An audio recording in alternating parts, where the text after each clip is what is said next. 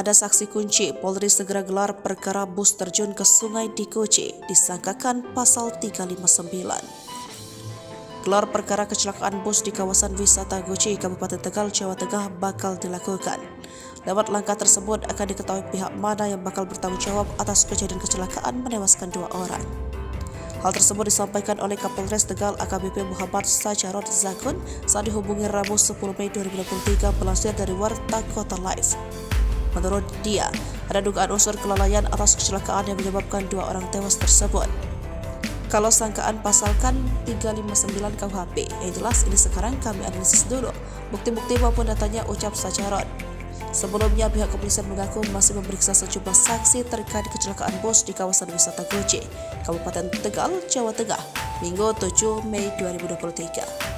Pasalnya, penyebab kecelakaan bus yang membawa rombongan penumpang asal Kelurahan Paku Jaya, Serpong Utara, Tangerang Selatan tersebut masih belum diketahui.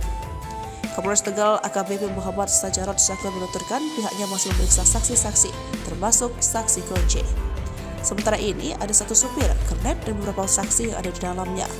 Betul, ada saksi kunci, ujarnya kepada wartawan Senin 8 Mei 2023. Meski belum diketahui secara pasti penyebab kecelakaan bus itu, ia membantah isu ada anak kecil yang menarik rem tangan.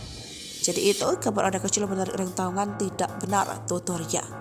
Hasil pemeriksaan kendaraan bangkai bus pariwisata yang mengalami kecelakaan terjun ke sungai di objek wisata Koce beberapa waktu lalu diungkap oleh Komite Nasional Keselamatan Transportasi.